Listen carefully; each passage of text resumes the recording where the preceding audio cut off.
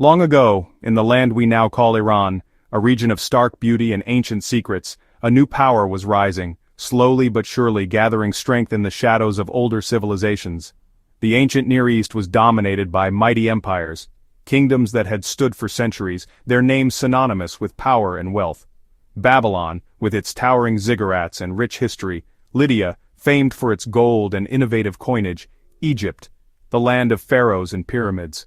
A civilization that had shaped the course of history for millennia, each confident in their eternal rule, believing their dominance would last forever.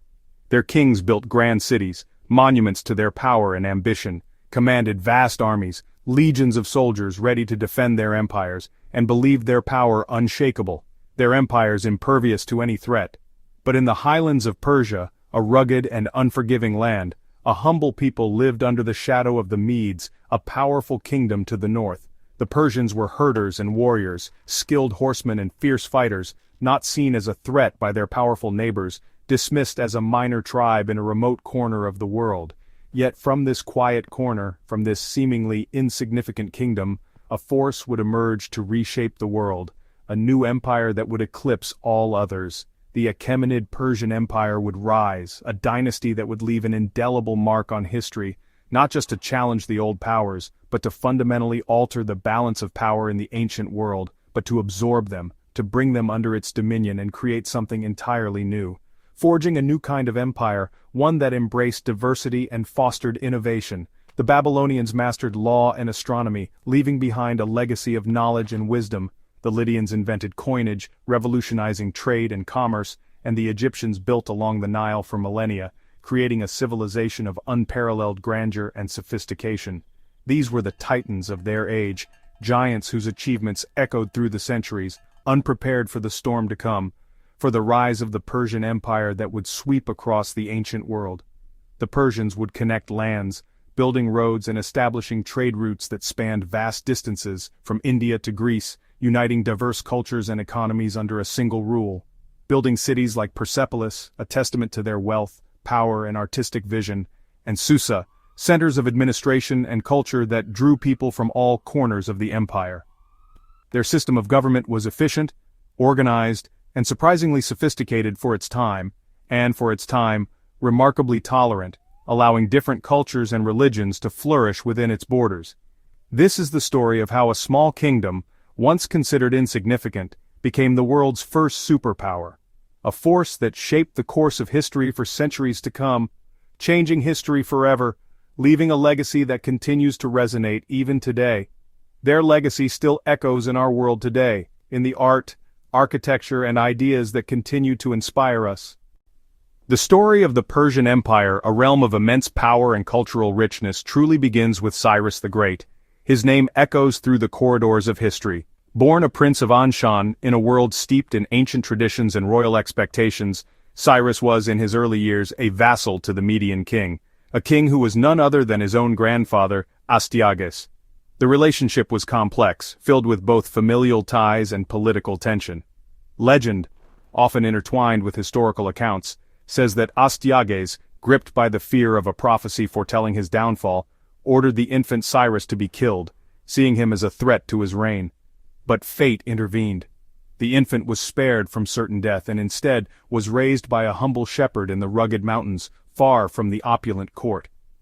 Growing up in this simple, pastoral environment, Cyrus remained unaware of his royal blood and the destiny that awaited him. He learned the ways of the land, the value of hard work, and the importance of community. Yet even in this unassuming setting, Cyrus's innate leadership qualities soon shone through, marking him as someone special, someone destined for greatness. The truth of his identity, long concealed, was eventually revealed, changing the course of his life and the future of Persia. He became a symbol of hope and liberation for the Persian people, who were longing for freedom from Median rule and a chance to forge their own destiny. In 559 BC, a pivotal year in Persian history, Cyrus ascended to the throne, becoming king and uniting the often fractured Persian tribes under his banner. With a vision of a unified and powerful Persia, he boldly challenged the Medes, setting the stage for a dramatic power shift in the ancient world.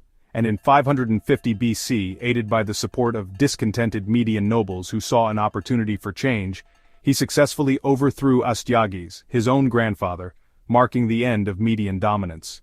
In a move that defied convention, Cyrus united the Medes and Persians, treating both groups as equals, a revolutionary act that fostered loyalty and stability within his growing kingdom. His rule was distinguished not only by military conquest, but also by a profound respect for conquered peoples and a policy of religious and cultural tolerance. This enlightened approach laid the strong and enduring foundation for the vast and influential Achaemenid Empire.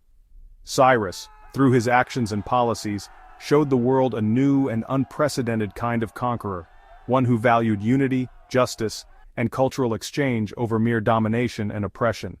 His forward-thinking vision and commitment to these principles would shape the destiny of the empire for generations to come, leaving an indelible mark on the ancient world. With Cyrus at the helm, the age of Persian greatness had truly begun, ushering in an era of unprecedented prosperity, cultural flourishing, and imperial expansion. Cyrus's legacy, built on the foundations of tolerance and unity, was just getting started, promising a future of even greater achievements and lasting influence. With Medes and Persians united under the Achaemenid dynasty, a new power was rising in the east. This formidable alliance, forged through conquest and diplomacy, set its sights on expanding its influence and establishing dominance over the ancient world. Cyrus, the visionary leader of this burgeoning empire, looked west towards Lydia. This kingdom was ruled by the fabulously wealthy Croesus, whose name became synonymous with unimaginable riches and opulence. Lydia was a tempting prize, a gateway to the Aegean and its lucrative trade routes. Croesus, blinded by his wealth and overconfidence, initiated an attack, tragically misinterpreting a cryptic warning from the Oracle of Delphi. He believed victory was assured, but fate and Cyrus had other plans. The Lydian king underestimated Cyrus's military genius and the strength of the Persian army, and consequently lost his kingdom to Cyrus's superior tactics and strategic brilliance on the battlefield. The swiftness of the Persian victory sent shockwaves throughout the region. Displaying remarkable magnanimity, Cyrus spared Croesus's life, recognizing his wisdom and experience. Instead of executing him, Cyrus made Croesus an advisor, adding valuable insight to his court. With Lydia under his control, Cyrus gained access to rich trade routes that crisscrossed the region, as well as the strategically important Greek coastal cities along the Aegean Sea. This acquisition significantly boosted the empire's economic and political power. The Persian Empire expanded rapidly, swallowing up neighboring territories and consolidating its power base. Cyrus's ambition knew no bounds, and his military campaigns were relentless. But even with these impressive conquests, Cyrus knew that his greatest challenge, and potentially his greatest prize, was the mighty city of Babylon. In a feat of incredible engineering, in 539 BC, Cyrus's skilled engineers devised a plan to divert the course of the Euphrates River, which flowed through the heart of Babylon. This daring maneuver lowered the water level, allowing his army to stealthily enter Babylon with surprisingly little resistance, catching the Babylonians completely off guard. Cyrus made a conscious decision to enter Babylon not as a conqueror seeking destruction, but as a liberator offering a new era of peace and prosperity. To legitimize his rule and win the favor of the Babylonian people, he declared himself chosen by Marduk, the city's chief god, skillfully blending into the existing religious and cultural landscape. Demonstrating his commitment to justice and compassion, Cyrus freed numerous captive peoples, most notably including the Jewish people who had been held in Babylonian captivity. This act of liberation earned him an honored place in the Hebrew Bible, where he is revered as a righteous king and a divinely appointed deliverer. Through military prowess and diplomatic skill, his empire now stretched from the shores of the Aegean Sea in the west to the vast expanse of Central Asia in the east, encompassing a diverse array of cultures and peoples. Cyrus's enlightened policy of respect for local customs, traditions, and religions proved to be a cornerstone of his success, fostering loyalty and stability throughout his vast domain. This approach allowed him to effectively hold his sprawling realm together, preventing rebellions and fostering a sense of shared identity among his diverse subjects. He had successfully created the largest empire the world had ever witnessed, a testament to his strategic genius and his ability to unite disparate cultures under a single banner. This unprecedented empire was built not only on military might and conquest, but also on a foundation of multicultural tolerance, religious freedom, and respect for local traditions. The ancient world, accustomed to smaller kingdoms and warring city-states, had simply never witnessed such a powerful and well-organized force. Cyrus's visionary leadership and innovative approach to governance set a new standard for empire building, influencing rulers and empires for centuries to come. The Persian superpower, forged in the crucible of conquest and tempered by wisdom and tolerance, was definitively born, forever changing the course of history. After Cyrus's death, his son Cambyses conquered Egypt, but chaos followed his short reign. Darius the Great, a distant cousin, seized control and restored order. Darius was a master organizer, dividing the empire into satrapies, provinces ruled by governors. He created a network of spies, the king's eyes and ears, to ensure loyalty. Darius built the royal road, enabling rapid communication and troop movement across the empire. He introduced standardized currency and taxes, boosting trade and stability. Under Darius, the empire reached its greatest size, stretching from the Indus to southeastern Europe. He was not just a conqueror, but the architect of a system that would endure for generations. Darius's reforms made the Persian Empire the most advanced of its time.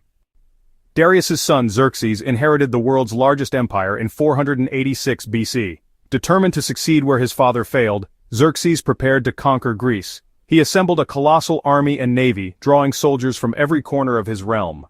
Massive engineering feats, canals and pontoon bridges, demonstrated Persian might.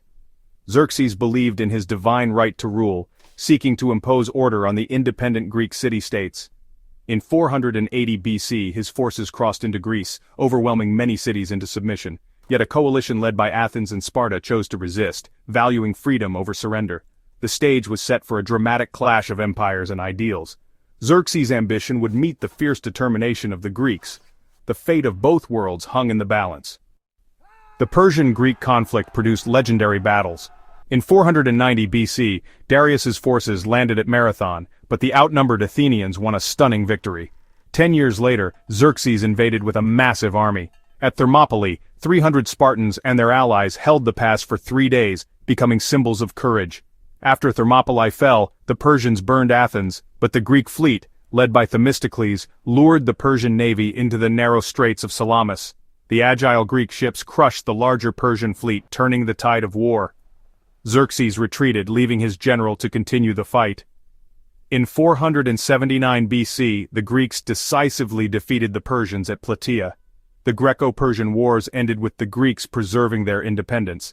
The Persian advance was stopped, and Western civilization's course was forever altered. The world's greatest empire had met its match. The age of Persian expansion was over. Persian power rested on more than military might. It was built on brilliant administration. Darius's satrapy system balanced local autonomy with central control, uniting dozens of cultures. The Persians practiced tolerance, allowing conquered peoples to keep their religions and customs. This policy reduced rebellion and fostered stability, a Persian peace. Standardized currency and the royal road fueled trade and prosperity. Infrastructure projects, like canals, boosted agriculture and commerce. Art and architecture, especially at Persepolis, showcased imperial unity and grandeur. The empire's strength lay in its diversity and organization. After the failed Greek invasion, the Persian Empire began to decline. Prestige faded, and later kings struggled to maintain unity. Court intrigue and succession crises weakened the throne. Satraps grew powerful and independent, sometimes rebelling against the king. Egypt repeatedly broke away, draining resources. The army relied more on mercenaries whose loyalty was uncertain. The unity and ambition of Cyrus and Darius gave way to complacency. Internal decay slowly eroded the empire's foundations. The once mighty Persian Empire was vulnerable. The final blow came from the west, Macedonia. Alexander the Great, inheriting his father's dream, invaded Persia in 334 BC. The Persian king, Darius III, was no match for Alexander's tactics and disciplined army. Alexander's victories at Granicus, Issus, and Gaugamela shattered Persian resistance. He marched unopposed to Babylon, Susa, and Persepolis, burning the Persian palace in a symbolic end. Darius III was killed by his own men. The Achaemenid Empire was finished. Alexander became master of its vast lands, but the Persian legacy endured. Its systems of administration, tolerance, and cultural exchange shaped the world long after its fall.